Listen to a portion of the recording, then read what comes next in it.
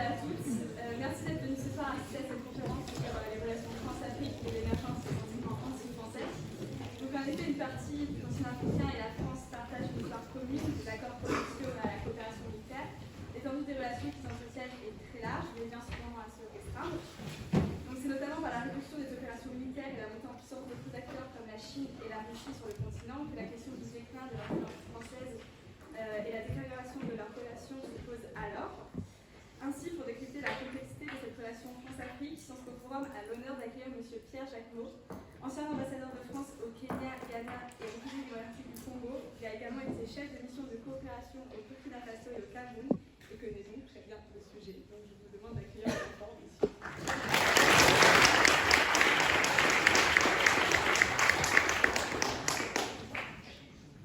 Merci pour cette invitation. Merci d'être là à une heure peut-être un peu tardive, je ne sais pas. J'ai appris qu'il y avait un examen juste avant, peut-être que certains étaient dans cet examen. De quoi je suis ravi, je suis un habitué des Sciences Po. J'ai moi-même été étudiant à Sciences Po Paris il y a quelques décennies. Et j'ai toujours beaucoup de goût à rencontrer des étudiants. J'ai animé un séminaire pendant 10 ans à Sciences Po Paris sur l'économie africaine. Et aujourd'hui, je vais vous parler des relations entre la France et ce continent. Et j'espère vous convaincre d'accorder beaucoup d'attention à ce qui se passe dans ce continent et peut-être même à vous y engager d'une manière ou d'une autre, tant les opportunités sont ouvertes pour y effectuer du travail, voire un engagement personnel en faveur du développement de ce continent. Qu'est-ce qu'on peut observer aujourd'hui? C'est que la francophobie, le sentiment anti-français, gagne un certain nombre de villes africaines. C'est un phénomène essentiellement urbain en Afrique, très fortement concentré sur l'Afrique de l'Ouest, sur un certain nombre de pays avec lesquels la France entretient depuis plus de 100 ans une relation particulière. Je pense au Sénégal, au Mali particulièrement, au Burkina aussi particulièrement, au Niger, au Tchad, donc dans cette partie sahélienne de l'Afrique de l'Ouest. Qu'est-ce qu'on entend? On entend ceci, où on voit ceci à Bamako en 2020. La France dégage. La France est un État terroriste. Ce type de banderoles ont fleuri à Bamako, tout particulièrement en 2020 lors du premier coup d'État. À Dakar, de manière assez violente, puisque des intérêts français ont été chahutés, voire un peu plus, je pense à Auchan ou Total. Et à Ouagadougou, tout dernièrement, vous pouviez voir ce type de banderole et ce type de drapeau sortir tout d'un coup dans la principale artère de la capitale du Burkina Faso, en face de l'ambassade de France. Si vous connaissez Ouaga, vous pouvez constater que l'ambassade de France n'est pas facile à protéger, mais elle n'a pas été assiégée. En revanche, l'Institut français de Ouaga et l'Institut français de Bobo-Dioulasso ont été saccagés. Je le dis avec une certaine émotion, parce que j'étais en poste de 4 ans comme chef de mission à Ouagadougou. Et l'Institut français de Ouaga, comme celui de Bobo, étaient des lieux particulièrement ouverts, animés principalement par des Burkinabés. Et c'était l'endroit, un des endroits, peut-être l'endroit principal, où se développait la principale activité intellectuelle, hormis le FESPACO, qui est un moment très très particulier. On avait créé un festival du cinéma, on avait créé un festival de jazz, on avait fait énormément de choses, une bibliothèque qui accueillait beaucoup d'étudiants, et de voir ces lieux saccagés, c'est particulièrement douloureux, vous pouvez l'imaginer. Mais c'est comme ça. Un des moments forts aussi de la dégradation de la relation Là, cette fois-ci, avec l'État français, c'est l'expulsion de l'ambassadeur de France de Bamako. C'est un fait tout à fait exceptionnel dans des relations diplomatiques. Même lorsque les relations ne sont pas bonnes, l'ambassadeur de Russie est toujours installé à Paris, à Londres ou à Berlin. Mais il n'y a qu'un ambassadeur de France au Mali.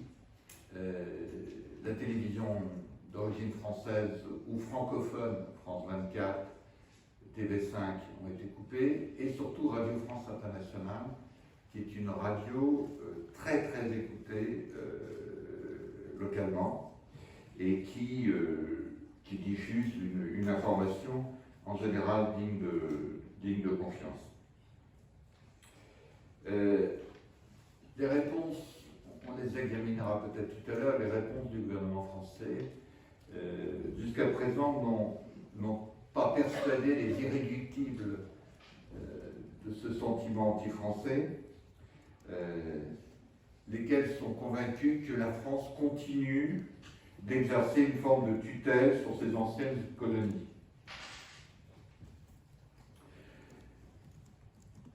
Une tutelle économique, une tutelle politique, une tutelle sécuritaire. On parle souvent de la France-Afrique. Alors vous pouvez le décliner, France-Afrique, sens argent, si vous le souhaitez, dans une déclinaison ironique.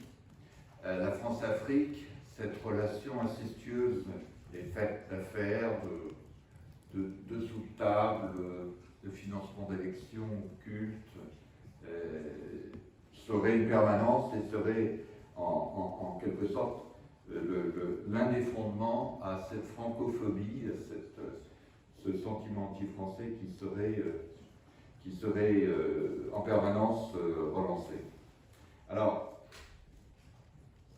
ce climat délétère, qui encore une fois est quand même circonscrit, je reviendrai peut-être si vous le voulez sur la géographie de la relation de la France avec le continent africain, se passe à un moment où, depuis une dizaine d'années, de nouveaux concurrents, en quelque sorte, de la relation française sont arrivés. Alors en fait, les Chinois sont présents en Afrique de l'Ouest depuis les indépendances, comme les Russes aussi depuis les indépendances. Ils ont appuyé un certain nombre de pays. Je pense au Mali, où les relations entre le Mali et la Russie datent des années 60. Je pense à la Chine. Les Chinois étaient en Casamance au Sénégal dans les années 70, dans le secteur agricole. C'est pas une nouveauté, mais disons qu'il y a une offensive de ces deux pays, mais également d'autres acteurs. Je pense à la Turquie, particulièrement, qui a une véritable politique africaine. Le Brésil, qui en avait une avant Bolsonaro, importante dans certains domaines, en particulier dans le domaine agricole, où le savoir-faire brésilien est tout à fait approprié au contexte des pays africains, contexte agronomique, si vous voulez, des pays africains.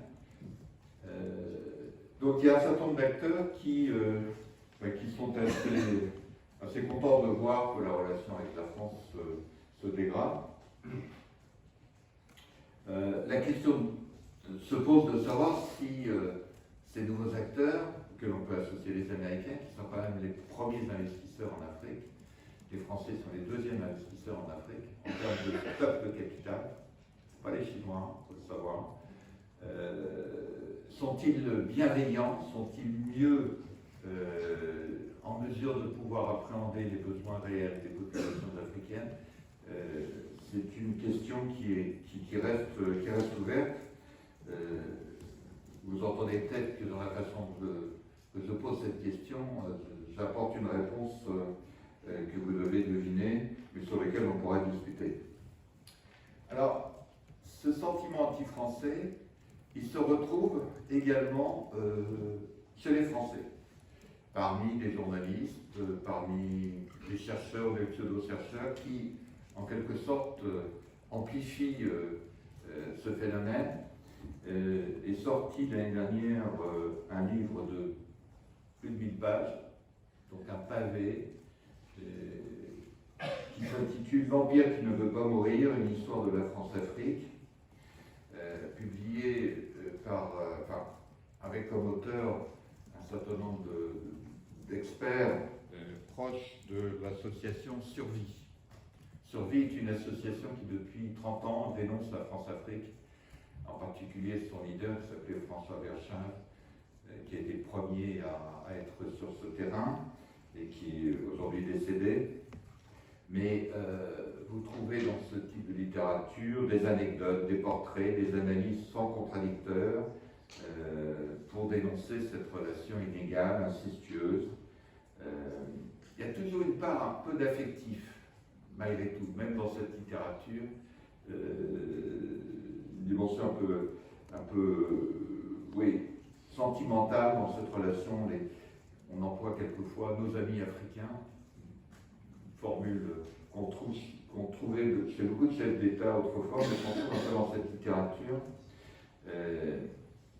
donc qui dénonce du côté français cette relation délétère avec des États, que la France entretient avec des États qui sont pourtant indépendants depuis 60 ans, 62 ans même. Voilà. Alors, le style est souvent rageur, il n'y a pas beaucoup d'analyse, il y a des faits qui sont à coller les uns les autres, sans véritable analyse, c'est-à-dire, et ça vous le comprendrez bien, vous, chers étudiants de Sciences Po, qu'il faut aller en permanence amener des éléments de contradiction pour pouvoir faire révéler des véritables tendances et des véritables situations. Qu'est-ce que c'est que la France-Afrique selon cette littérature? Eh bien, c'est cette construction politique, je cite cet ouvrage que je viens de nommer, c'est une construction politique et économique construite sur une relation polarisée dans laquelle l'ancien centre colonial prétend garder la mainmise sur toute forme d'initiative issue du continent. Alors, il faut dire que pour rendre à maintenant, on va essayer de voir sur quel terreau, sur quelle base se construit ce sentiment anti-français aujourd'hui en Afrique, qui, encore une fois, est un phénomène urbain, spectaculaire, avec un certain nombre de chefs de file, et qui ne recouvre évidemment pas le sentiment unanime de l'ensemble des populations, mais c'est celui qui s'exprime le plus fort, en particulier dans les réseaux sociaux. Alors, il y a une réalité, c'est la réalité de l'esclavage, puis la réalité de la colonisation française dans cette partie de l'Afrique. Je montre quelquefois cette photo parce qu'elle est assez symptomatique de la violence que pouvait être la colonisation. Ici, vous êtes au Bénin, dans le palais du roi Béhanzin, et vous voyez trois individus qui regardent un modeste africain effectuer une fouille, et le pillage est derrière cette photo, puisque les œuvres en question, on les a retrouvées à Paris. Donc il y a eu effectivement une prédation marquée du patrimoine africain, que ce soit un patrimoine historique, que ce soit peut-être un patrimoine naturel. Je pense que, sauf si vous le souhaitez, mais qu'il n'est pas utile peut-être de revenir sur ce que fut la colonisation, mais j'ai une carte dans mon bureau qui me paraît particulièrement illustrative de ce qu'était la colonisation. Cette carte est une carte scolaire qu'on trouvait dans les salles de classe en 1960. C'était là aux indépendances africaines. Et vous voyez le partage de l'Afrique, hein, avec la partie belge, le Congo ici, la partie anglaise qui en gros est de type nord-sud, et la partie française, je ne dirais pas qu'elle est d'ouest en est, puisque Fachoda est intervenu et que la France n'a pas pu faire la liaison d'ouest en est, mais vous voyez l'Afrique occidentale et l'Afrique équatoriale. Ce qui est très spectaculaire, c'est qu'en 1960, lorsqu'on racontait raconter la relation que la France entretenait avec l'Afrique à des élèves, mais pas des étudiants, eh bien c'était la sortie du caoutchouc de l'ivoire, de l'huile de palme, du caoutchouc, de l'arachide, du caoutchouc, du café. Tout sort, rien ne rentre. C'est vraiment moi j'étais très... de retrouver cette carte 40 ans après avoir quitté le banc de l'école, je me dis, mais c'est hallucinant qu'on puisse avoir, on ait pu enseigner cette représentation de l'Afrique qui fournit à l'Europe, en l'occurrence la France, mais aussi à la Grande-Bretagne, au Portugal, à la Belgique, accessoirement à l'Espagne, qui fournit toutes les denrées dont les pays européens ont besoin, sans que rien ne rentre. Donc il y a eu une violence incontestable de la colonisation, cette forme de pillage et de prédation. 60 ans de colonisation, ce fut dans l'histoire africaine un moment très court, il faut le savoir. Dans l'histoire longue de l'Afrique, car l'Afrique a une histoire longue, contrairement à ce que pu prétendre un président de la République française, je te dirai peut-être un mot là-dessus tout à l'heure. Dans cette histoire longue, la période coloniale a été relativement courte. La période de la traite, elle a duré 3 siècles, 3 à 4 siècles. Pour la traite occidentale, je ne parle pas de la traite arabe, qui est une autre histoire. Mais elle a profondément marqué les institutions et la période de l'indépendance est à peu près équivalente en termes de temps.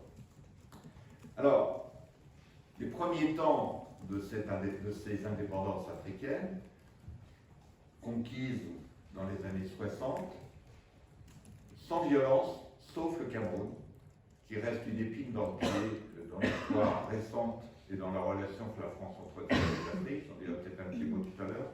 Mais pour ce qui concerne l'Afrique ex-française, qu'elle soit de l'Ouest, de l'Est ou de Madagascar,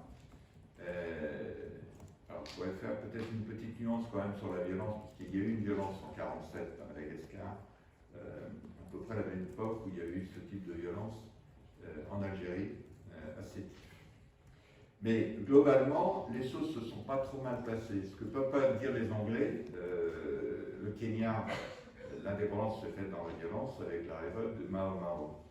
Donc il y a une espèce d'héritage, comme ça, qui s'est fait, une transition qui s'est faite, et la puissance coloniale a laissé une langue, le français en l'occurrence, un système administratif, un corpus institutionnel qui ressemble grossièrement au nôtre, une justice indépendante, une police, une armée, des institutions académiques, souvent des constitutions au départ assez calquées à la constitution de la Ve République, une présence économique indéniable à tous les niveaux, dans l'industrie, dans le négoce, dans le secteur des services, une monnaie, le franc CFA, qui voulait dire colonie française d'Afrique, à l'origine, une monnaie commune pour 15 pays d'Afrique, et puis une coopération culturelle et technique, c'est-à-dire très tôt, contrairement aux Britanniques qui ont quitté, dès les indépendances, l'État anglais a quitté ses anciennes colonies. Certes, il y a des Britanniques qui ont pu rester au Kenya, une communauté, mais qui était là depuis très longtemps, un peu des pieds noirs, si vous voulez, pour faire une comparaison avec la situation en Algérie. Mais les Britanniques se sont retirés très très vite, tandis que les Français ont créé une relation de coopération qui a été incarnée notamment par des cohortes de coopérants français dans le secteur de l'enseignement, mais également dans les différents secteurs techniques, secteur de la médecine, secteur de l'agronomie, etc. Jusqu'à près de 100 000 Français ont traversé l'activité de coopération. Toute petite histoire personnelle, j'ai commencé en 1970 comme coopérant directeur des études de l'École nationale d'administration du Sénégal. Je faisais mon service militaire. À l'époque, le service militaire, si vous vouliez éviter la caserne de Thionville, vous pouviez opter pour servir en coopération à condition que vous ayez les diplômes requis.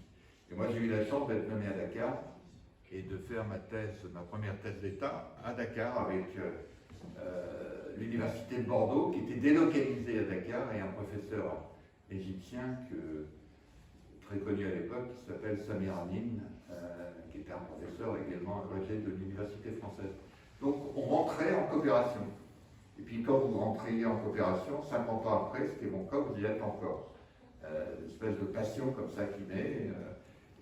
On trouvait des coopérants. Ça a duré pendant près de 40 ans, cette histoire de la coopération technique, surtout vers le continent africain. Alors, il y avait des coopérants au Vietnam, il y avait des coopérants à Haïti, des coopérants à Vanuatu ou dans d'autres pays, mais il y avait une très forte concentration de coopérants et un ministère dédié, le ministère de la coopération, qui a disparu en 1998, mais un ministère dédié à un ministre, les fonctionnaires, et à un moment j'ai été directeur de la coopération française. Et on avait près de 10 000 coopérants sur place. J'ai été également en poste au Burkina et au Cameroun comme chef de mission. Et au Cameroun, il y avait 400 coopérants sur l'ensemble du territoire. Et donc il y avait une présence massive avec ce que ça pouvait signifier comme logistique, loger, transporter, nourrir, organiser, etc.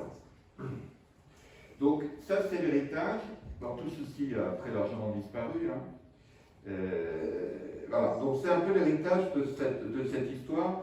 Si peut-être qu'il faut quand même qu'à côté du général de Gaulle, que vous reconnaissez évidemment, il y a au milieu un personnage très important dans la relation entre la France et l'Afrique qui s'appelle Jacques Foccart, qui a été le conseiller Afrique du général de Gaulle, de Pompidou, pas trop de Giscard d'Estaing, mais de Chirac aussi, qui l'a réhabilité. Et la représentation symbolique personnifiée de cette relation France-Afrique particulière, c'est Jacques Foccart. C'est ce personnage. Alors, à l'époque du Mitterrand, il y en a eu un autre qui s'appelle Guy Pen, qui était dentiste de son état et qui a un peu reproduit en quelque sorte cette relation directe que vous pouvez entretenir avec un chef d'État à travers un conseiller spécial. Il parle d'une cellule africaine, le mot a un sens, il y avait une cellule africaine près de l'Élysée, relativement autonome par rapport au ministre en charge des affaires. Alors, un certain nombre de contre-vérités viennent nourrir ce sentiment anti-français avec des théories du complot particulièrement fumeuses. Alors, je peux vous en donner certaines. On aurait identifié des soldats français déguisés en djihadistes, Peul ou Dogon, avec des vidéos à l'appui, en portant dans leur sac à dos des lingots d'or. Si 2 hélicoptères français se sont écrasés en novembre 2019, faisant 13 morts, c'est qu'ils étaient trop lourdement chargés de lingots d'or. Vous pouviez lire en mars 2020, juste au démarrage de la pandémie de Covid-19, à la une du quotidien sénégalais L'Évidence, la France colonise le Sénégal, avec un sous-titre accusateur, traite négrière, colonisation économique, colonisation épidémiologique. Donc le responsable de l'arrivée du virus sur les côtes africaines était évidemment tout trouvé. Alors, si on veut aller un petit peu plus loin, je vais retrouver mes notes. Il y a un très beau papier d'un très grand spécialiste socio-anthropologue français qui est basé à Niamey. Quand je dis français, en fait, il a pris la nationalité nigérienne, qui est Jean-Pierre Olivier de Sardan, et qui, lui, là où il est, à Niamey, identifie 3 aspects de cette théorie du complot anti-français. L'intervention française dans les pays sahéliens a pour objet de mettre la main sur les ressources naturelles. naturel du Sahel. Il dit supposées ressources naturelles du Sahel. Donc les motivations géopolitiques françaises sont liées à des motivations d'abord économiques. Ça, c'est un premier thème qu'on retrouve sur les réseaux sociaux. Le deuxième thème fréquent, c'est que l'armée française et la diplomatie française s'entendraient en sous-main avec les djihadistes pour créer une instabilité régionale permettant de justifier l'intervention militaire. Il faut que ce soit le chaos pour pouvoir intervenir militairement. Et donc on nourrit le chaos pour justifier son argument. Vous voyez le type d'argument. Et puis un troisième type d'argument qu'on voit quelquefois dans cette littérature, c'est la France est en première ligne, la France mécréante est en première ligne pour lutter contre le vrai islam, celui qui est incarné par les salafistes. Voilà ce type d'informations, d'infox que vous retrouvez sur les réseaux sociaux. La France constatant que beaucoup de ces infox ont une origine du côté de Moscou, du côté de Saint-Pétersbourg. Il y aurait plus de 2000 spécialistes experts russes chargés de diffuser ce type d'informations à travers différents canaux, à destiner pas seulement à l'Afrique de l'Ouest, très efficace en Centrafrique par exemple, mais également chargés de se propager dans d'autres sites. Du côté français, il y avait l'année dernière une vingtaine de spécialistes en charge d'appréhender ce type d'informations et éventuellement de les contester. Cette année, on est passé à près de 200 et certaines ambassades, vous avez 2 spécialistes français pour travailler sur ces questions de désinformation. Alors, je dis le discours anti-français, les affabulations acquièrent toujours une certaine crédibilité parce qu'elles s'offrent sur des vérités. La colonisation, l'esclavage de la colonisation. Et une autre vérité, c'est l'humiliation subie par les Africains du fait de cette histoire, ce qui peut justifier chez certains un désir de revanche.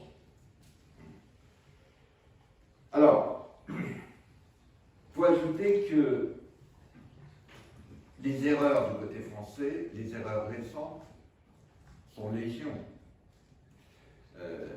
Si on prend la question de la France-Afrique, que j'évoquerai peut-être un peu plus en détail tout à l'heure, coup sur coup, Nicolas Sarkozy, François Hollande, Emmanuel Macron ont dit la France-Afrique c'est fini. Donc ça fait plus de 12 ans que le représentant de l'État français, éminent, annonce la fin de la France-Afrique. Cette relation incestueuse, faite d'affaires et de combines, mais malheureusement, les mêmes font des gaffes qui sont révélatrices peut-être d'un certain type de regard qu'ils jettent sur l'Afrique, fait d'une certaine condescendance, voire une connotation un petit peu raciale. Quand M. Nicolas Sarkozy se rend à l'université Cheikh-Anta-Diop de Dakar pour prononcer son discours sur la relation France-Afrique, à la deuxième page de son discours, il déclare « L'Afrique n'a pas d'histoire. Il est temps que l'Afrique se fabrique une histoire. » Vous imaginez le tollé général chez les Africains, mais également, plus modestement, chez des gens comme moi qui connaissons par métier et par goût l'histoire profonde de l'Afrique, que ce soit celle de l'Éthiopie, qui, je rappelle, est un pays qui n'a jamais été colonisé, et qui a une histoire très longue, et qui a sa langue, et qui a son écriture, qui a ses symboles vivants, l'Afrique du Sud, en particulier toute la partie nord, dont on retrouve toute une série de vestiges de civilisations anciennes très très sophistiquées, sans compter les grands empires de l'Afrique de l'Ouest, l'empire du Mali, l'empire du Ghana, etc. Donc c'est d'une absurdité, c'est d'une violence bête même si Nicolas Sarkozy a dit après que c'est pas lui qui avait écrit le discours, c'est lui qui l'a prononcé, celui qui prononce, qui est responsable. Je pense que vous en serez bien d'accord. Alors, c'est un peu idiot parce que la deuxième partie du discours n'était pas trop mal, personne ne l'entendait. Alors, il y a eu une levée de bouclier, évidemment, notamment d'Africains, des ouvrages qui ont fait la leçon à M. Sarkozy sur ce qu'est la réalité de l'histoire africaine, dont certains disent que le premier homme se trouvait sur la vallée du Rift, une hypothèse, d'autres disent que c'était plutôt au Tchad, mais peu importe. Alors ceci anime toujours les rancœurs et brise tout à fait une politique qui veut être un peu plus engagée, un petit peu plus ouverte, un peu plus intelligente. J'ai une autre anecdote qui est plus récente, 2017 à Ouagadougou, toujours à l'université, mais pas celle de Dakar. Oui, il faut savoir que l'université de Dakar s'appelle Cheikh Anta Diop, qui est un des grands historiens de l'histoire longue de l'Afrique. Je me sens encore plus mal de faire ce discours à cet endroit. Ouagadougou, novembre 2017, Emmanuel Macron fait le même exercice en direction des jeunes, 600 étudiants dans l'amphi, pas de clim, c'est très chaud.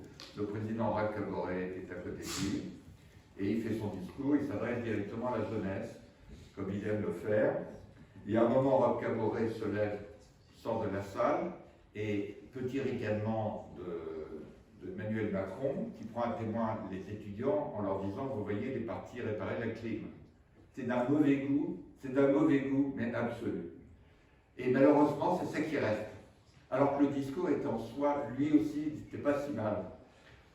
Mais je pourrais vous en raconter des kilomètres d'histoire comme ça.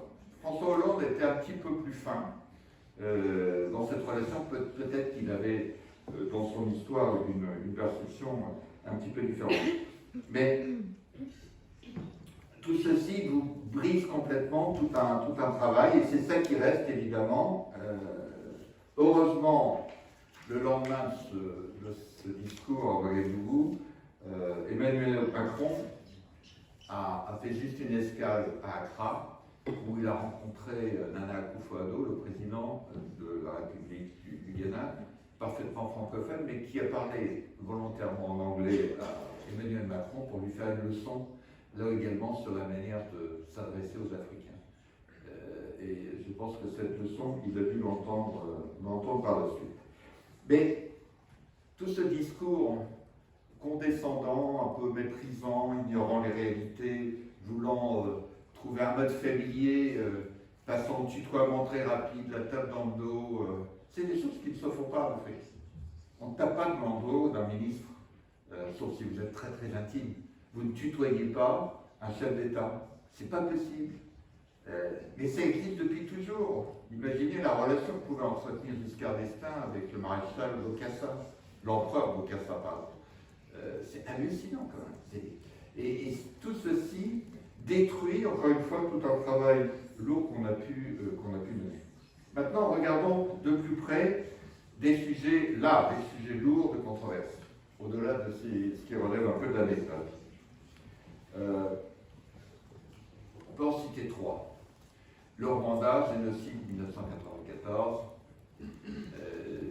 la relation avec la France, alors c'est une longue histoire, je pourrais faire une conférence rien que là-dessus, mais vous savez que la France a été accusée d'avoir facilité la sortie des génocidaires à la fin du génocide,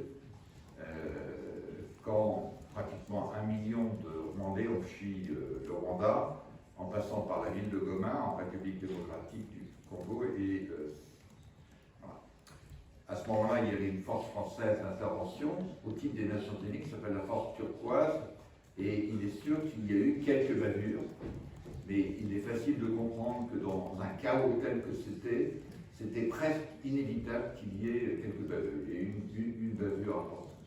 Mais il est resté dans l'imaginaire collectif que la France avait été responsable en partie de cette situation catastrophique, d'autant que la France, depuis 1990, défendait le gouvernement en place contre des infiltrations venant d'Ouganda et d'une rébellion d'origine Tutsi. Donc il y a une histoire. Alors, pour dégonfler la baudruche, Emmanuel Macron a demandé à des experts de travailler sur des archives, non pas sur des récits, mais sur des archives, pour identifier quelle était véritablement la culpabilité française dans la mauvaise gestion de cette histoire. C'est le fameux rapport Duclerc, qui fait à peu près 1 millier de pages lui aussi, mais il y a une version résumée que vous pouvez voir, et qui conclut à une responsabilité, non pas dans le génocide, mais une responsabilité pour ne pas avoir prévenu ou dénoncé suffisamment tôt le génocide. La France n'est pas une puissance génocidaire, bien évidemment, mais il y a eu des manquements. Ceci étant, la France était présente, les Américains étaient partis, les Belges, qui ont eu 10 morts dans leurs troupes, étaient partis. Donc, je veux dire, la prise de risque était beaucoup plus importante pour les casques bleus français qui étaient là que pour les autres qui avaient fui sur le camp. Donc, il y a cette histoire qu'ils ont aujourd'hui considérée comme réglée, pas nécessairement par les experts, parce qu'il peut y avoir des controverses, mais dans la relation que la France entretient avec le Rwanda, les choses sont réglées. Dixit Kagame lui-même, rétablissement, mise en place d'un ambassadeur, rétablissement de l'Institut culturel, etc., l'ensemble des outils, les choses sont réglées, même si je ne vous cache pas que les Congolais de la République démocratique du Congo, qui ont subi des contre-chocs du génocide rwandais, on a un peu gros sur la patate sur la manière de traiter cette affaire. Mais c'est un sujet qui n'en est plus un. Deuxième sujet, c'est la zone franc. La zone franc, pour dire simplement, en 1939, puis surtout en 1945, la France a mis en place une monnaie, comme elle l'avait fait pour les Antilles, comme elle l'avait fait pour la Nouvelle-Calédonie, etc., pour ces territoires restés, qui sont restés ensuite dans le giron français, avait mis en place une monnaie qui s'appelle le CFA. En fait, il y a 3 zones. Il y a une zone Afrique de l'Ouest, une zone Afrique centrale et une zone Comore. Et l'essentiel, donc le billet s'appelle le franc en circulation. L'émission se fait par des banques centrales locales sur une base de solidarité dans chacune des 3 zones, mais la moitié des devises détenues par les banques centrales étaient déposées auprès du Trésor français, rémunérées à un taux d'intérêt, un dépôt rémunéré, ce qui permettait aux États, lorsqu'ils avaient besoin de devises, sur une base solidaire, si vous voulez, pour l'Afrique de l'Ouest, la Côte d'Ivoire avec son cacao ramenait beaucoup de devises, mais le Niger, le Burkina, qui n'a pas beaucoup de produits d'exportation, avait besoin de devises, pouvait prendre dans le panier commun. Donc il y a une solidarité financière qui pouvait se faire. Il y avait des représentants français auprès des instances de gestion des banques centrales. Moi j'ai été quelques années un représentant français. C'était comme ça. Et puis voilà. Et donc ce système a été dénoncé comme étant un instrument de l'impérialisme français, l'impérialisme économique. Il a beaucoup de défauts, hein, puisque la monnaie est rattachée depuis l'instauration de l'euro à l'euro. Et on peut se poser la question de savoir comment une monnaie africaine doit suivre les fluctuations de l'euro, lequel, dans sa relation avec le dollar, dans sa relation avec la livre sterling, le yuan, etc. Il y a quelque chose d'aberrant dans le principe. Mais c'était comme ça. Et en décembre 2019, Emmanuel Macron est allé à Dakar, rencontrer Alassane Ouattara, le président de la Côte d'Ivoire, qui est lui-même un économiste. Il faut savoir qu'Alassane Ouattara est un ancien conseiller du Fonds monétaire international. Il connaît ces choses, il n'est pas... Et ils ont décidé de supprimer ce dispositif. Et Macron proposant même qu'on change de nom, franc, en écho. Pour la petite histoire, le billet de banque CFA Afrique de l'Ouest est fabriqué en France à Chamalières. Alors vous êtes trop jeune pour savoir que c'était la ville de M. Giscard d'Estaing. petite ville, près de Clermont-Ferrand. Il y a des symboles comme ça assez étonnants. Toujours est-il que ce dispositif, les Français s'en sont désengagés. Vous avez encore un discours anti-CFA, mais pour l'Afrique de l'Ouest, je pourrais vous démontrer qu'il n'a pas de pertinence. Afrique centrale, région qui est dominée par la puissance camerounaise, la puissance économique camerounaise, ils ne sont pas encore sautés le pas pour un certain nombre de raisons qu'on pourrait expliquer longuement, mais il n'est pas exclu qu'ils sautent le pas. Et puis troisième sujet à controverse, c'est la présence militaire française.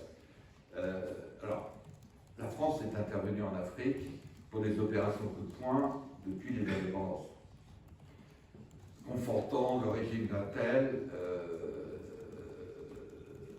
menacé par des groupes terroristes ici ou là. Il est même intervenu, la France est même intervenue sur des territoires ex-belges.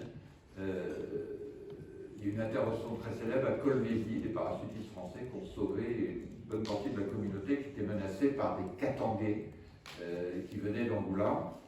Donc, presque chaque année, on décompte sur ces 60 dernières années des interventions militaires françaises qui bénéficient de bases, comme je vous le montrerai tout à l'heure. Alors, ça c'est la zone franc, j'aurais pu vous montrer ça. Okay. Alors, les bases militaires, vous voyez, entre Djibouti, Dakar, Abidjan, Libreville, Burkina Faso, vous avez des bases militaires françaises stationnées en permanence. C'est plus très à la mode, puisque vous pouvez faire intervenir en très peu de temps des militaires venant de Toulouse ou de Corse, ça a été le cas quelquefois. Bon. Mais là, il y a une présence militaire visible. Et en 2013, la ville de Bamako, la capitale du Mali, a été menacée par l'arrivée de troupes djihadistes en nombre, au point même qu'on pensait que la ville pouvait être occupée par les djihadistes et mise sous tutelle. Comme les djihadistes l'avaient déjà fait à Tombouctou, à Gao, Kidal, dans un certain nombre de villes du Nord. Et pratiquement du jour au lendemain, François Hollande à la demande du président malien de l'époque et des pays voisins, la France a envoyé une troupe d'élite pour sauver Bamako. Cette opération s'appelait l'opération Serval. Tout le monde a salué cette opération. Symbole, François Hollande est allé jusqu'à Tombouctou en disant c'est le plus beau jour de ma vie. Donc il y avait quelque chose de très fort dans cette intervention avec, là pour le coup, un enthousiasme à l'égard de la France qui était tout à fait impressionnant. Le problème, c'est qu'on a transformé cette opération Serval en opération Barkhane et 8 ans après, les Français étaient toujours là. Les Français ont perdu à peu près 60 soldats qui ont été tués, mais avec un résultat, le péril djihadiste, le péril terroriste est toujours présent, voire plus important. Et donc, la population a commencé à jeter un autre regard sur l'efficacité de l'armée française, accessoirement des contingents des Nations Unies qui étaient là, d'autres contingents européens. La France a essayé d'européaniser ses forces d'intervention, avec beaucoup de mal à faire. Les Néerlandais ne voulaient pas y aller, les Portugais ne voulaient pas y aller, surtout que les Portugais ont une propre histoire compliquée. Les Allemands étaient réticents. Faire du conseil, très bien, mais aller crapahuter dans le Nord.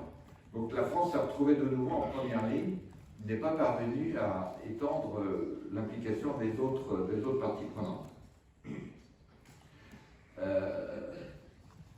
Et donc, on s'est retrouvé englué, en quelque sorte, dans cette affaire, parce qu'une armée, fut-elle efficace, bien dotée, bien renseignée, etc., lutter contre un péril de type djihadiste, c'est très compliqué. Et aujourd'hui, au Burkina Faso, 40% du territoire est sous le contrôle djihadiste. Autrefois, on faisait l'aller-retour Ouagadougou dans la journée. Aujourd'hui, c'est absolument impossible. Rien que cet axe routier au sortir de Ouagadougou. Autrefois, on allait à Ségou, Mopti, au Mali à partir de Bamako avec un taxi de brousse sans aucun problème. Aujourd'hui, ce n'est plus possible. Et il se trouve que je préside un réseau d'ONG françaises très impliquées d'ONG de développement, pas des humanitaires, ce sont des développeurs. Aujourd'hui, nous n'avons pratiquement plus d'expatriés dans ces pays. Ce qu'on appelle dans le vocabulaire, on n'a plus de visibles, parce que les risques de les voir attraper et ensuite servir de rançon est trop grand. Mais on n'a même plus de 4x4. On avait des véhicules tout-terrain, sans être extraordinaires, on avait des véhicules. Aujourd'hui, on voyage en taxi-brousse, voiture banalisée, plus de 150 000 km. On est sûr qu'ils ne seront pas volés, ou en tout cas s'ils sont volés, ils ne coûteront pas très cher à leur revente. Donc les conditions de travail, y compris pour des opérateurs comme les ONG françaises, ou non françaises d'ailleurs, est tout à fait différente de ce qu'il fait. Donc finalement, l'histoire s'est terminée au Mali par le départ de la force Barkhane à la demande des autorités maliennes. 2 coups d'État, je rappelle au Mali, un premier coup d'État en août 2020, et puis un coup d'État dans le coup d'État, un durcissement, et là, l'éviction des Français. Ils ont mis plusieurs mois évidemment à quitter leur base, l'éviction des Français qui se sont repliés sur le pays voisin, le Niger, et pour intervenir au Niger, mais également au Tchad. Alors, je parlais de France-Afrique, peut-être il est utile quand même de préciser quelques éléments sur la présence économique française qui est souvent décriée par les pourfendeurs de la France et par ceux qui alimentent en quelque sorte le discours anti-français.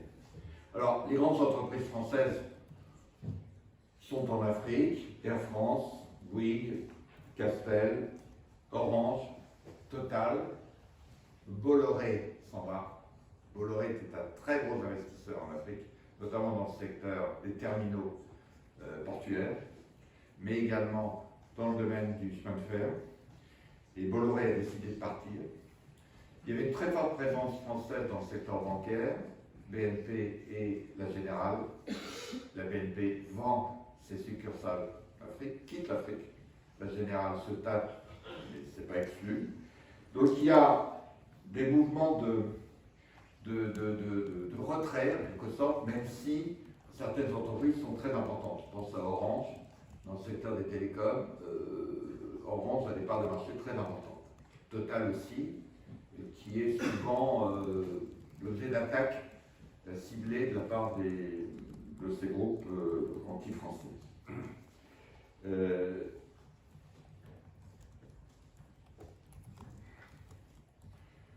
Alors, ce qui est important de savoir aussi sur la présence économique française, c'est que les entreprises françaises investissent de moins en moins dans l'Afrique ex-colonie, l'Afrique dite francophone. Je n'aime pas beaucoup employer le mot francophone, Afrique francophone, Afrique anglophone, parce que tout le monde ne parle pas le français. Le seul pays où tout le monde parle français, c'est le Cameroun. Mais le nombre de locuteurs véritablement français, francophones, dans des pays du Sahel, c'est de l'ordre de 10 à 15% de la population. Et en plus, c'est une façon de nier la réalité des langues locales. Enfin, toujours est-il que, ex-colonie française, les entreprises françaises vont plutôt chercher des parts de marché au Nigeria, au Ghana, beaucoup en Afrique du Sud, beaucoup au Kenya, c'est-à-dire en dehors de ce qui a été le giron, le précaré, l'emprise française d'autrefois. Ça, c'est un phénomène assez général, que nie d'ailleurs, que n'observent pas beaucoup de détracteurs, et qui est pourtant une réalité.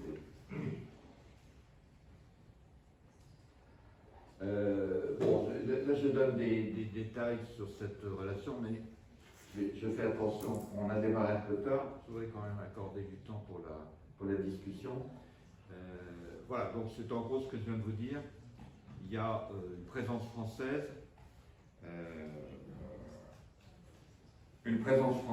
qui est importante, mais qui se diversifie et qui est mis en concurrence évidemment par les pays que j'ai cités tout à l'heure, à savoir la Chine, la Turquie, la Russie, j'ai oublié l'Inde, qui est aussi un gros investisseur, par exemple dans le secteur télécom, mais également dans les domaines agricoles, dans le domaine des engrais, dans le domaine de la pharmacie. L'Inde est un très gros opérateur. Cette relation entre la France et l'Afrique se nourrit aussi, bien sûr, par le traitement de la diaspora africaine dans notre pays. Parmi tous les pays de l'OCDE, la France reste encore aujourd'hui le premier pays d'accueil, la première destination des Africains, même si la part des Africains dans les migrants installés a tendance légèrement à chuter. Alors, la grande question qu'on peut se poser après tout ça, c'est de savoir si finalement, aujourd'hui, je parle d'aujourd'hui, la France n'est pas le bouc émissaire d'un malaise beaucoup plus profond que ressent la jeunesse africaine dans sa relation avec la société. Les emplois publics sont fermés. Moins de 10% des jeunes diplômés africains trouvent un emploi dans le secteur public. Pratiquement plus aucun pays n'accroît sa fonction publique. Le seul qui l'a fait quelque temps, c'était le Gabon, mais à la hauteur de ce qu'est le Gabon en un peu plus d'1 million d'habitants. On est quand même sur des perspectives qui sont. Le secteur salarié économique, le secteur privé, recrute peu. Et donc une bonne partie de cette jeunesse, notamment la jeunesse diplômée, et l'appellation est certifiée par le BIT, est découragée. Le découragement des diplômés est un phénomène assez général. Et ces perspectives d'insertion par l'emploi, c'est-à-dire perspectives d'autonomisation par rapport à la famille, par rapport au groupe, à la communauté, ces perspectives sont aménusées, d'où un sentiment de malaise très très profond lorsque cette jeunesse ne trouve pas à réaliser ce pourquoi elle s'est formée, ce pourquoi elle a fait des efforts, et à prendre cette autonomie par rapport au milieu d'origine. Et donc on peut se demander quelquefois s'il n'y a pas dans cette situation de malaise assez généralisée dans les villes africaines, où l'insertion ne peut se faire que par le petit boulot, moto-taxi ici, etc. etc. J'emploie volontairement pas le mot secteur informel, je pourrais m'en expliquer tout à l'heure, ça ne veut rien dire. Caractériser de manière négative un secteur, c'est absurde, c'est à refuser d'aller. En fait, le secteur dit informel en Afrique est très formalisé, il est très structuré, très organisé. La seule chose, c'est qu'il n'est pas enregistré, il n'est pas fiscalisé. C'est la seule chose, le reste, il est très organisé. Quoi qu'il en soit, les perspectives de réalisation sont quand même très, très modestes, insuffisantes. Et il y a en quelque sorte un déplacement, un transfert de ce malaise à l'égard de ce qu'on peut maîtriser, c'est-à-dire la France. Alors, il y a un terreau favorable à ça. Je ne peux pas revenir sur l'histoire coloniale, sur les maladresses, sur patati patata. Il y a un véritable terreau. Et alors, l'agitation qui se fait autour de cela, ça peut être par des personnalités politiques. Je ne l'aurais pas en cité ici, mais il y a des personnalités politiques qui sont des entrepreneurs politiques et qui alimentent en quelque sorte ce foyer anti-français ici pour pouvoir se constituer une clientèle, faute d'avoir un véritable projet politique qui pourrait s'incarner au travers des idées sur la vie en société, sur comment résoudre des problèmes de santé, comment résoudre des problèmes de gestion urbaine, etc. Donc c'est une interrogation que je vous mets, vous entendez certainement ma réponse d'ailleurs ce que je dis. Je vais même jusqu'à me poser la question de savoir s'il n'y aurait pas une certaine forme chez certains, et notamment chez certains intellectuels qui alimentent ce discours, une certaine forme, j'appelle, d'afro-victimisme. C'est-à-dire, plutôt que de chercher en interne quels sont les problèmes fondamentaux et donc les solutions, une espèce de déresponsabilisation en permanence en allant chercher dans des causes externes. Alors ça peut être la France, mais ça peut être le climat, on n'y est pour rien, on le subit, c'est la faute à. Je ne dis pas qu'il n'y a pas une réalité derrière ces sentiments, mais en rester là, c'est totalement improductif quand il s'agit de passer à l'acte et de changer, d'améliorer les choses. Donc, cet afro-victimisme est source de désillusion encore plus grande, n'est certainement pas une solution à ces difficultés. Je ne suis pas le seul à le dire, il y a un certain nombre d'intellectuels africains qui tiennent le même discours que le mien, ou plutôt je tiens le même discours qu'eux. Alors, ça c'est des graphiques que je vais sauter, ce n'est pas absolument indispensable. Maintenant, qu'est-ce qu'on fait? Je vais peut-être terminer là-dessus. Qu'est-ce qu'on fait? Alors peut-être résumer ce que je pense, c'est que les francophobes sont fondés à dénoncer les objections de la colonisation, la répression et les répressions qui marquèrent la fin de la colonisation. Le cas camerounais est un cas très particulier. Les drames du Cameroun à la fin des années 50 n'ont pas été gérés comme il se doit par des historiens et n'ont pas été véritablement reconnus par les différentes parties prenantes. Ceci tient au fait que le pouvoir camerounais depuis 1960 ne tenait pas trop à ce qu'on règle des comptes à propos des drames du pays. Donc c'est un problème, c'est d'abord un problème intra-camerounais. On peut très bien sans cesse dénoncer la France-Afrique, les affaires, etc. Il faut alimenter, il faut argumenter, il faut exposer les faits. Je l'ai dit tout à l'heure, l'attaque contre le franc CFA est aujourd'hui quasiment caduque. Il n'a plus de sens. C'est un dossier totalement africain. Contrairement à ce que certains disent et pensent, le gouvernement français n'a plus rien à voir, ne se fiche complètement de l'avenir du franc CFA. Ce sentiment anti-français, malheureusement, jette aux oubliettes un certain nombre d'autres choses. Je pense, comme je l'ai évoqué, au rôle qu'ont pu jouer près de 100 000 coopérants. Et surtout, ce que je trouve dommage, c'est que personne n'évoque la dimension culturelle. Alors j'évoquais le drame de l'Institut français, on l'appelait ça autrefois les centres culturels, de l'Institut français de Ouaga et celui de Bobo Dioulasso. Il y en a 53 en Afrique et il y a près de 200 alliances françaises. Et quand j'étais en poste dans beaucoup de pays, quand vous êtes par exemple en poste à Kinshasa, vous animez un réseau de 20 alliances françaises, y compris dans des endroits complètement paumés des provinces de l'Est, des provinces des Grands Lacs. Il y a une demande, une appétence et une demande considérable en matériaux, en livres, en CD, etc. Donc il y a tout ce réseau qui existe. Madagascar, c'est pareil. Très impressionnant l'ampleur du réseau de ces institutions culturelles, francophones pour le coup, mais très ouvertes sur les cultures locales. Je pourrais vous montrer.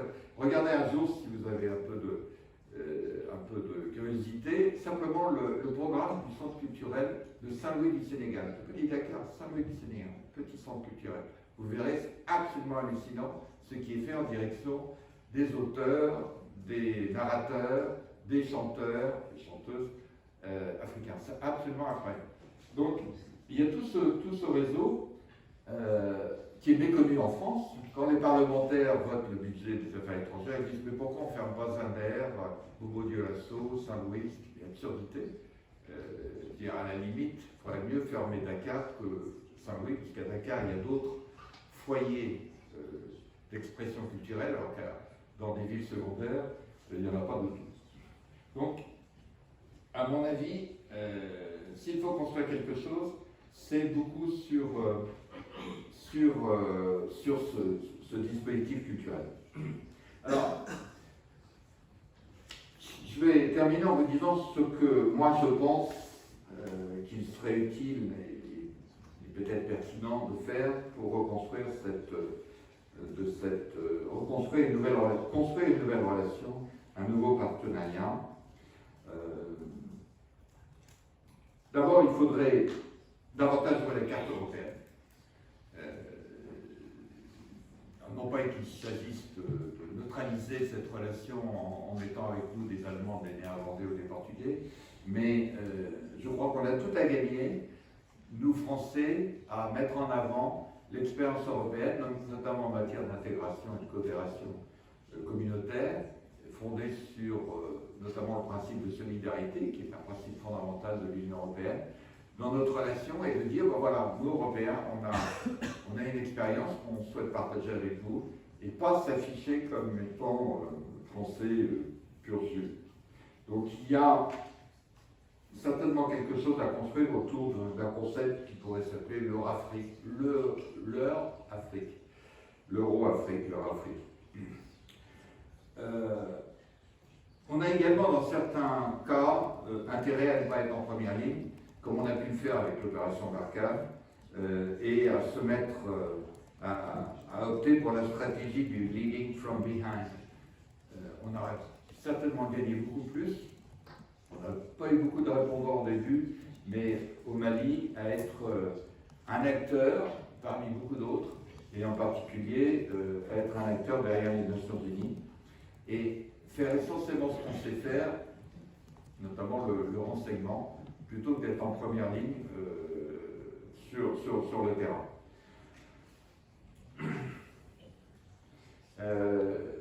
Il faut solder le passé. Alors, il est en partie soldé pour ce qui concerne le Rwanda, je l'ai dit tout à l'heure.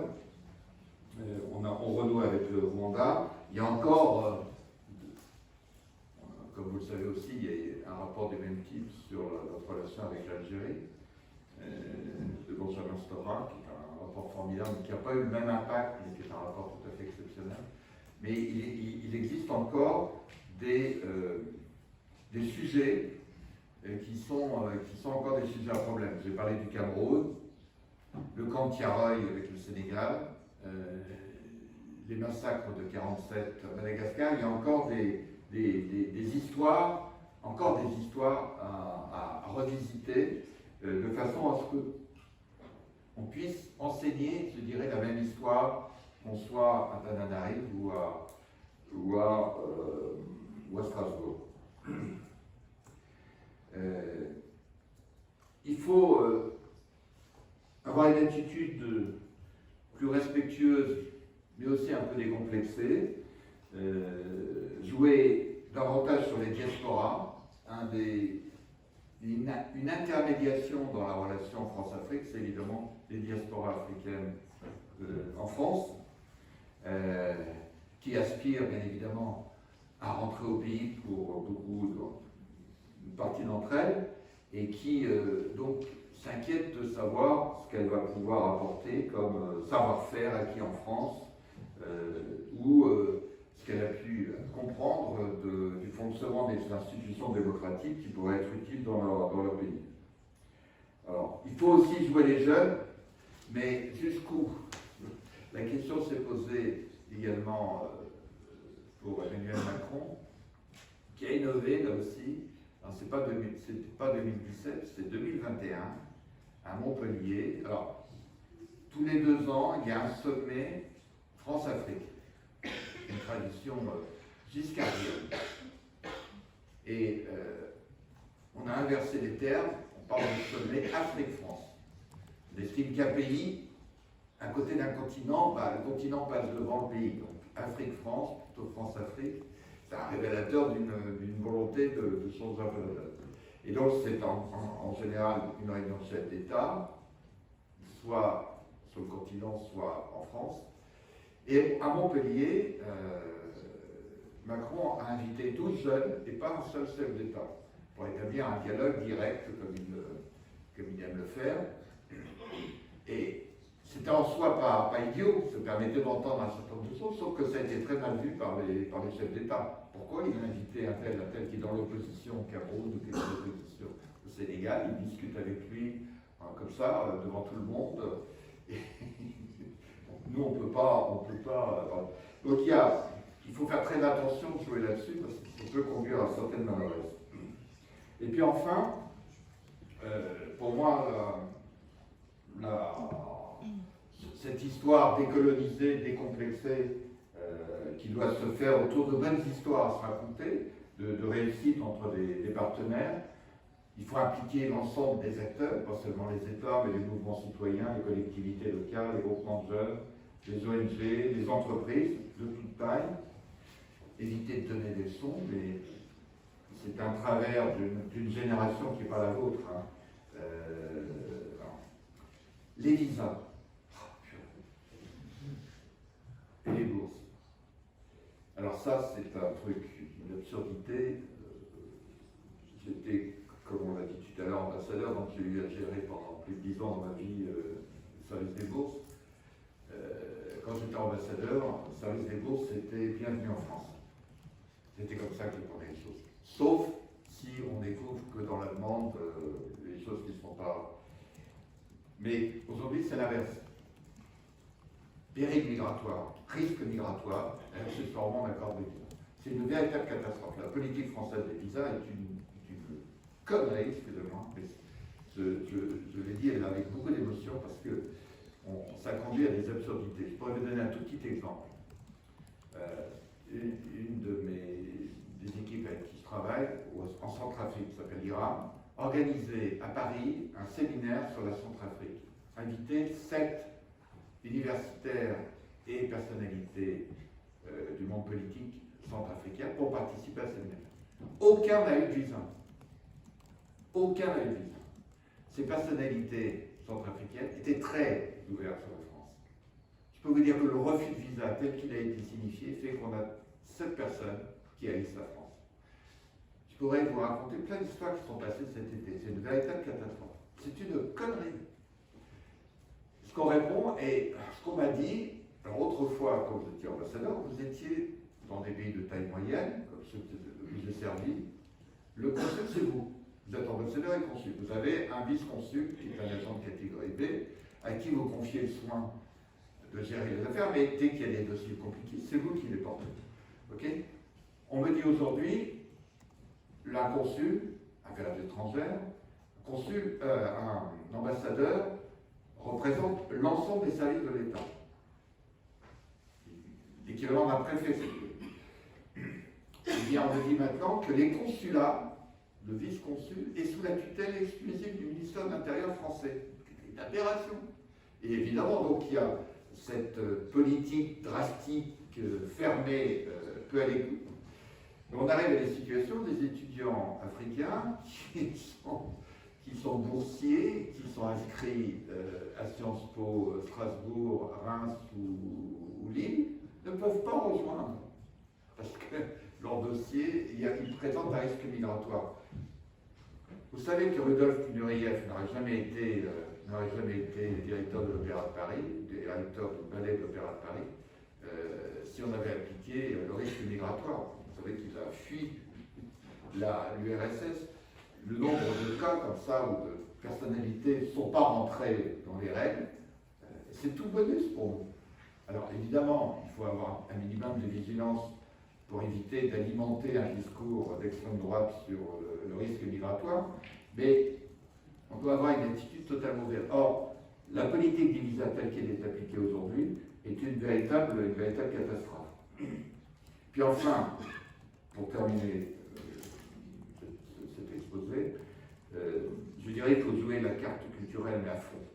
Alors là, il y a des choses qui sont en train d'apparaître.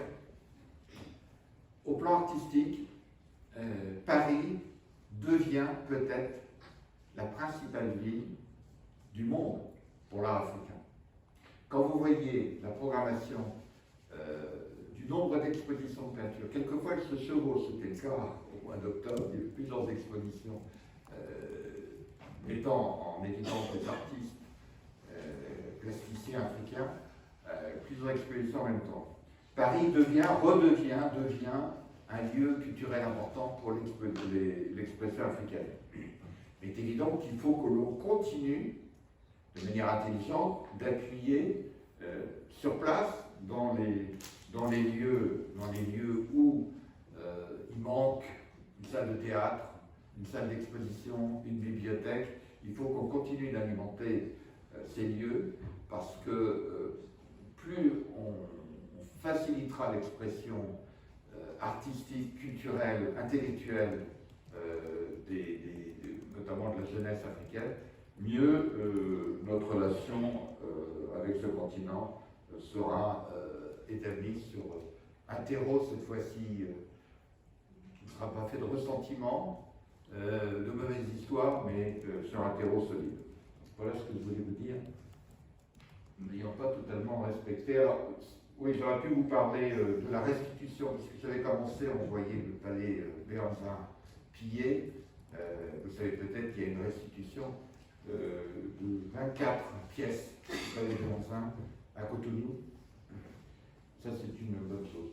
Voilà, ça, c'était l'exposition à Cotonou en juillet dernier, lorsqu'on a présenté ces œuvres qui avaient été... Voilà, j'en ai terminé, j'ai beaucoup d'autres choses à vous dire, mais je crois qu'on va peut-être laisser la parole, Oui. En priant de m'excuser, parce qu'il y a un moment, il faudra que je parte prendre mon train.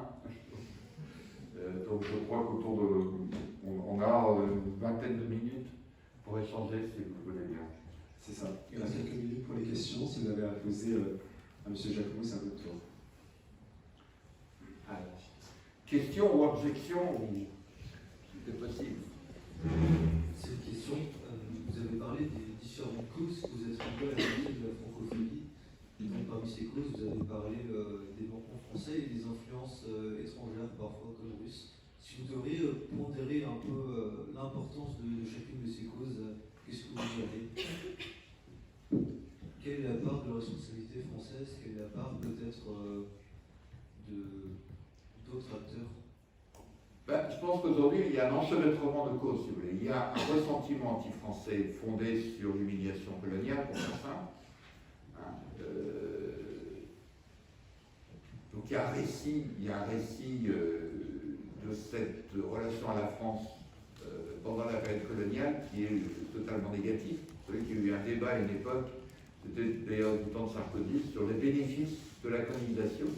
Un débat qui a tourné court. En Afrique, là aujourd'hui, notamment parmi les détracteurs, il y a un discours très très négatif sur la période coloniale. Il y a ce terreau qui peut être alimenté et qui peut trouver assez exacerbé, comme je l'ai dit, lorsqu'il y a des maladresses, pire, des bêtises ou des erreurs.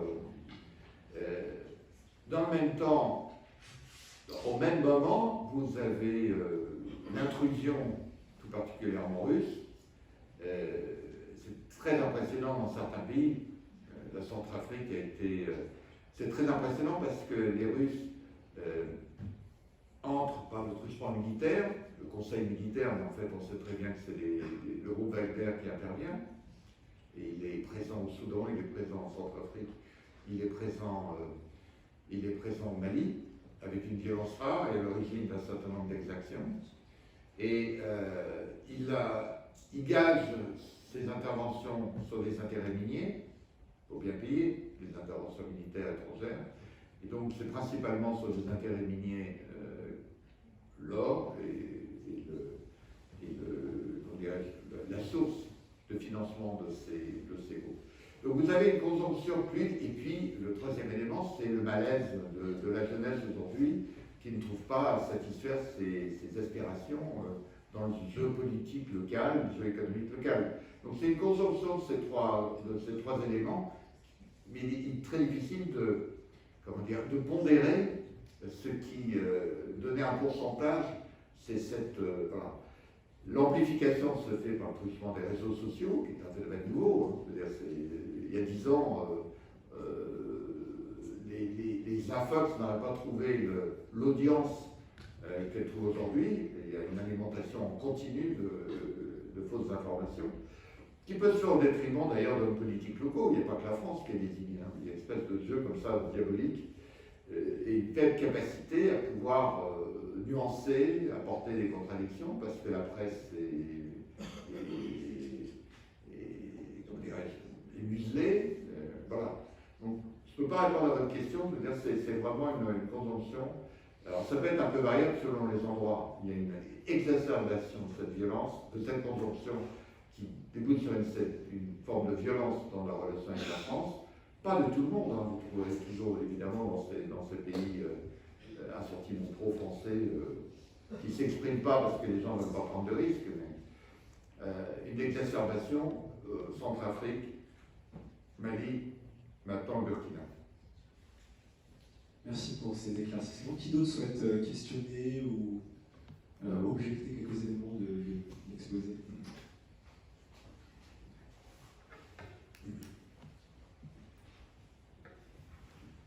Alors, merci beaucoup pour votre conférence. Si bien que je dois avouer qu'il y a des choses qui m'ont surpris. Vous avez parlé de la guerre sans fin, la France bouc émissaire.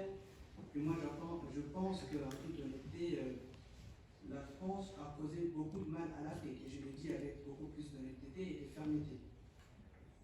Sur la question de la Russie et de la Chine, il y a beaucoup de Français. D'ailleurs, j'ai eu une discussion récemment avec une dame qui me disait, mais écoutez, votre objectif c'est de débarrasser des Français pour adopter, si j'ose dire, comme nouveau maître de Russes et de Chinois. Et la question que j'ai envie de poser, qui a dit aux Français que nous devons avoir de relations qu'avec la France? Nous sommes des États indépendants, et c'est dans la tête que ça se passe, et nous allons avoir des relations avec tous les États du monde. La France est un choix parmi tant d'autres, et si les Français ne nous arrangent pas, nous avons tout le droit de les envoyer paître. Et sur la question de la guerre, il faut savoir qu'aujourd'hui, ce que vous appelez le terrorisme n'est que la conséquence directe de l'intervention de la France en Libye.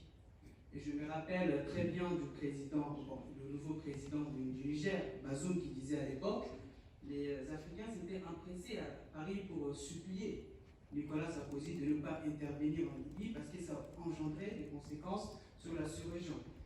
Mais Barack Obama avait répondu « We will finish the job ». C'est pour dire que l'objectif primaire était d'éliminer Kadhafi en espérant peut-être instaurer une démocratie qui n'a pas encore vu le jour. Et ce qui ne plaît pas en la faveur de la France, c'est aussi le deux poids, deux mesures. Par exemple, mon pays, le Tchad, qui a été victime d'un coup d'État par Mama Kakadébi, et nous avons Emmanuel Macron, dans son éloquence, comme toujours, censuré le Mali, traité Assimi Goïta de juntard, mais il s'affiche avec un nouveau juntard au Tchad, et pour nous, en tant qu'Africains, je me dis, si le coup d'État arrange la France, par exemple le Tchad, qui est un pivot pour la France dans ses opérations en Afrique, et si le coup d'État est perçu en sa défaveur, elle se lance dans une opération soit de communication pour dénigrer, par exemple, le gouvernement d'Assimi Goïta, etc. Et vous avez aussi parlé de massacre de Tchao. Nous avons beaucoup de grèves à reprocher à la France, effectivement, et je tâcherai d'être court. La France a enrôlé des forces de nos grands-parents durant la Seconde Guerre mondiale. Pour certains, ils n'étaient même pas des militaires, ce sont des agriculteurs, etc. Arrivés à Tchao en 1944, ils avaient eu le malheur de réclamer leur indemnité et les soldats français les avaient fusillés. Ça veut dire qu'ils avaient évité les balles allemandes pour tomber sur les balles françaises. Quelle humanité! Et parlant de notre indépendance, moi je me rappelle des déclarations de Michel Debré, au Premier ministre gabonais en 1960, où il disait qu'il y a deux systèmes qui entrent en vigueur simultanément. D'abord l'indépendance et les accords de coopération. L'un ne va pas sans l'autre. Donc aujourd'hui, on peut tout à fait conclure que les accords passés en 1960, après les indépendances, ce sont les accords coloniaux qui maintiennent jusqu'à ce jour nos pays sous la dépendance française. Et je finirai par la francophonie. Il faut savoir que nous, chez nous en Afrique, si j'ose dire, nous avons des langues africaines, les bambara, qui sont tout aussi riches que le français. Et la nouvelle constitution malienne dit quelque chose de très intéressant, où les langues traditionnelles sont appelées à devenir des langues officielles. Donc nous ne sommes pas obligés, encore une fois, de rester dans la francophonie. Nous pouvons tout à fait parler nos langues africaines et puis essayer de se comprendre.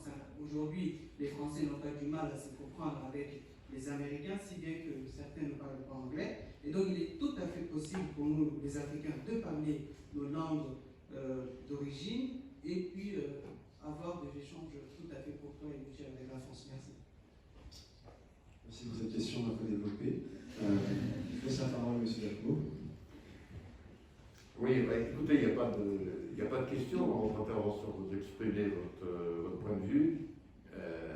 J'ai un peu l'impression de ne pas d'avoir été entendu à aucun moment dans ce que vous dites, mais très bien, c'est comme ça. Juste peut-être deux, trois éléments factuels. D'abord, il n'y a pas que la France qui est intervenue en Libye. Vous savez que c'était une intervention conjointe des Britanniques et des Français. On attribue effectivement de manière un peu rapide la montée du djihadisme au fait qu'il y a eu un démantèlement de l'armée libyenne et un pillage notamment des armements qui se situaient dans la partie sud et une libération d'un certain nombre de combattants qui, à défaut de pouvoir rester en Libye, se sont déployés. Il y a une autre interprétation qui est un peu différente, complémentaire, c'est le drame algérien, les 10 années noires de l'Algérie, où effectivement un certain nombre de groupes djihadistes qui intervenaient en Algérie se sont retrouvés au nord, en particulier au nord du Mali. Et c'est une histoire antérieure à l'intervention libyenne. Donc il y a plusieurs causes. Alors, si vous choisissez de dire c'est la faute des Français parce que la Libye, c'est votre choix, moi je dis en tant qu'analyste qu'il y a une pluralité de causes pour comprendre pour quelles raisons on a assisté à la montée du djihadisme. Maintenant, ce qui me paraît intéressant, c'est d'analyser pourquoi il se développe, pourquoi il recrute parmi certaines populations.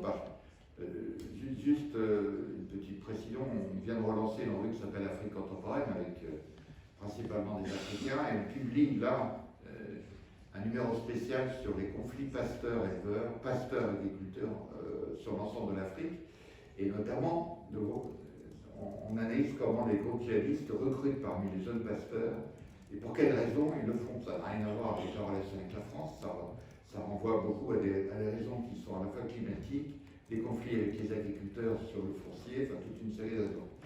Donc il y a des mécanismes comme ça qu'il faut rendre intelligibles pour éviter de tomber sur une explication unique et une seule. En ce qui concerne Tiaroy, alors ils n'ont pas été fusillés, ils ont été tués sur l'initiative d'un colonel qui a pété les plombs, ce qui est absolument lamentable, ce qui est inqualifiable, effectivement à la suite d'une revendication légitime des anciens combattants qui voulaient toucher l'intégralité de leur pays. Il y a eu des excuses plusieurs fois, des excuses extrêmement profondes de la part de Jacques Chirac sur cette histoire, qui est relatée dans différents médias. Il y a un très beau film de Sambel Ousmane qui raconte cette histoire. C'est une des aberrations du système colonial. Le nombre de morts n'est pas très connu, mais il n'est pas si important que ça. Mais ça reste quand même une plaie au même titre que Sétif, au même titre que Tananarive. Il y a dans notre histoire des moments assez terribles.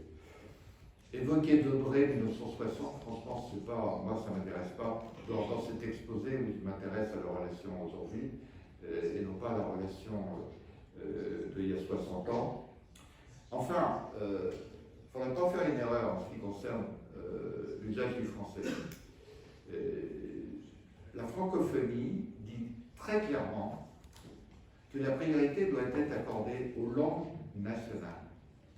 Et que plus le mieux la langue nationale, que ce soit le Haussa, le Swahili, le Wolof, le Bambara, le Pulaar, est maîtrisée par l'enfant, sa langue maternelle, plus il aura d'appétence et de dextérité pour apprendre une autre langue, en l'occurrence le français, présenté par un certain nombre d'États, et que ce soit à Dakar ou à Yaoundé depuis très longtemps, comme étant la langue vernaculaire à l'intérieur du pays, lorsque vous avez 300 idiomes locaux dans le cas du Cameroun, et que vous voulez communiquer du nord au sud, vous parlez français. C'est comme ça. Et d'ailleurs, pour vous faire un aveu, le meilleur français parlé au monde, c'est pas en France, c'est pas en Belgique, c'est pas en Suisse, c'est pas au Québec, c'est au Cameroun. Tous les enfants de 6e savent parfaitement manier l'imparfait du subjonctif. Vous aussi, je le sais, mais quand même. Et donc, il ne faut pas prendre. Alors, on peut prendre la francophonie comme étant un instrument de soumission, un instrument d'impérialisme, si vous voulez. Mais dans le projet francophone tel qu'il s'exprime, et qui est d'abord un projet qui peut être un projet africain, c'est la langue qui vient se surajouter à la maîtrise parfaite de sa langue maternelle. Et tous les linguistes vous diront, mieux vous parlez votre langue maternelle, mieux vous êtes à même de pouvoir apprendre l'anglais, le portugais, l'arabe, le chinois, ce que vous voulez. Nous allons encore prendre une dernière question pour clôturer cet entretien. Oui, il va falloir que j'y aille. Merci. Je vous remercie pour votre présentation. Bon, ce n'est pas le moment de relever des points d'objection, etc. Pour ce qui me concerne, j'ai compris l'essentiel. Mais il y a une question que je voudrais vous poser, parce que moi je vis en France depuis bientôt 40 ans. J'ai travaillé ici et je suis à la retraite.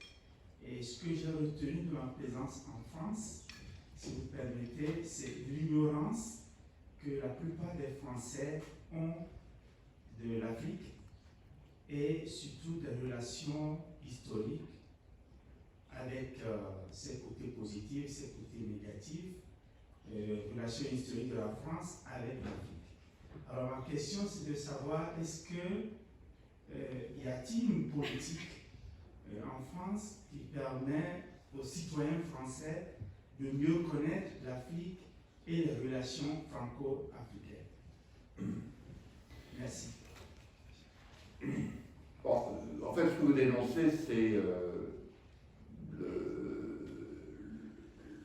le mauvais enseignement d'histoire du monde, parce que la méconnaissance de l'Afrique, c'est aussi la méconnaissance de l'Amérique latine ou de l'Asie.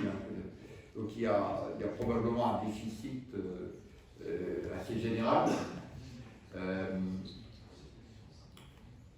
Il y a aussi un problème générationnel. Ma génération,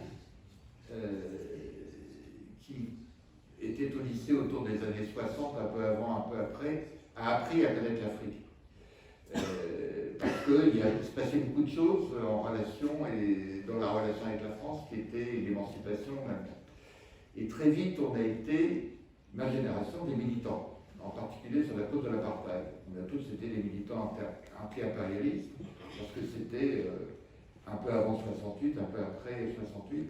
Et de ce fait, il y avait un investissement très fort qui se faisait sur la connaissance de l'Afrique, ses réalités, notamment son histoire. J'ai parlé des coopérants. Eux étaient des vecteurs aussi d'une connaissance intime de l'Afrique, parce qu'ils étaient à 8 heures de route de Kinshasa, en pleine brousse, comme agriculteurs, ou à Hambourg, en train d'enseigner. Voilà, donc il y a probablement un problème aussi de génération. Il y a un déficit dans l'information, c'est effrayant. Hier, j'ai fait un commentaire sur les 40 ans de pouvoir de Paul Biya à France 24, qui est pourtant une bonne télévision. J'ai été en permanence interrompu sur la relation avec les provinces anglophones, avant même que j'ai pu expliquer, etc. Donc il y a une façon de traiter l'information qui est toujours à la limite de la caricature, du drame. On raconte rarement des bonnes histoires sur l'Afrique, sauf dans une certaine presse, mais malheureusement, ce qui est renvoyé par les médias, c'est l'Afrique qui ne marche pas. C'est très difficile. J'ai écrit en 2016, peut-être à la bibliothèque, un livre qui s'appelle L'Afrique des possibles, c'est aux éditions Cartala, qui était précisément, alors c'était plutôt favorable, puisque le Covid, la pandémie n'était pas passée par là, les impacts de la pandémie, parce que la pandémie n'a pas trop affecté l'Afrique, mais c'est les mesures prises pour lutter contre la pandémie qui ont été craintes, et puis les répercussions à la fois du changement climatique et de la guerre en Ukraine, qui qui pèse méchamment. Mais il y a 10 ans, non, il y a 6 ans, il fallait absolument raconter une autre histoire de l'Afrique. Et ça, c'est pas facile. Il faut avancer. C'est notamment le travail que nous faisons un certain nombre d'intellectuels africains en lançant des revues spécialisées, en participant à la recherche, en essayant d'envoyer une image beaucoup plus vraie. Je n'emploie jamais afro-optimisme, afro-pessimisme, c'est des vocabulaires qui sont absurdes. Mais l'image vraie, raconter des faits, raconter des initiatives et des histoires qui marchent. Et c'est vrai qu'il faut alimenter. Donc ça ne répond pas à votre question, mais je pense qu'il y a effectivement un moyen d'enseigner l'histoire, la géographie autrement que celle qui est faite d'habitude. Même reproche peut être fait sur l'enseignement de l'histoire dans pas mal de pays africains, un peu nombriliste aussi. Il m'arrive d'enseigner, de faire des conférences en Afrique, en interrogeant les étudiants, s'ils connaissent un peu ce qui se passe dans le pays voisin. Beaucoup ne savent pas ce qui se passe dans le pays voisin. Donc il y a là aussi un système qui est un peu refermé sur lui-même. Je vais être obligé de vous laisser, je comprends le train, mais j'étais ravi de vous rencontrer et puis vos formidables animatrices. On met coordonnées, donc si vous voulez, pour une raison ou pour une autre, garder un contact ou établir un contact, je suis à votre disposition. Merci.